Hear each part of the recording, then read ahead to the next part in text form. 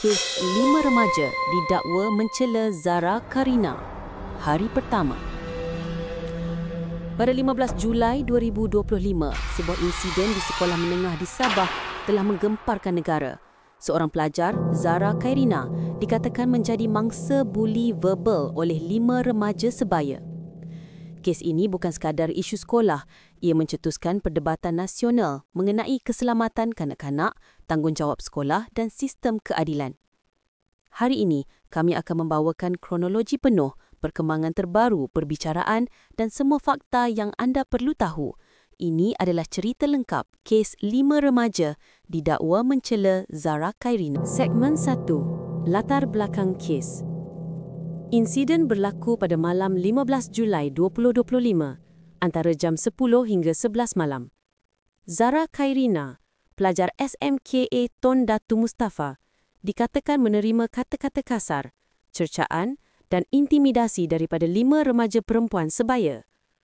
Laporan polis dibuat dan siasatan awal dijalankan. Identiti pelajar tertuduh dirahsiakan kerana mereka masih di bawah umur. Pada 19 Ogos 2025, Pejabat Peguam Negara mengesahkan 5 remaja akan didakwa di Mahkamah Kanak-Kanak Kota Kinabalu.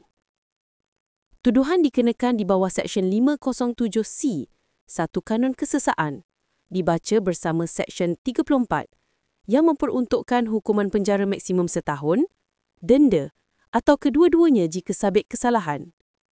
Pada 20 Ogos, kelima-lima remaja mengaku tidak bersalah. Mereka dibenarkan jaminan RM5,000 seorang dengan seorang penjamin tempatan. Salah seorang tertuduh diwakili oleh Peguam Datuk Ramsing, Joan Goh dan Prem Elmeganasan.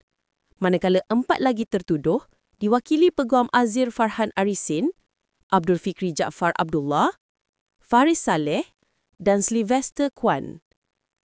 Kes ini menjadi rujukan pertama bagi Seksyen 507C Anti-Buli 2025 di Malaysia, menjadikan ia kes penting dalam Undang-Undang Kanak-Kanak dan Anti-Buli Sekolah. Segmen 2. Persediaan perbicaraan. Perbicaraan 5 remaja dijadualkan bermula pada Disember 2025 di Mahkamah Kanak-Kanak Kota Kinabalu di bawah Hakim Marlina Ibrahim. Proses diatur supaya semua bukti, saksi dan perintah larangan dipatuhi. Identiti remaja tidak boleh didedahkan. Sebarang pendedahan boleh melanggar Child Act 2000.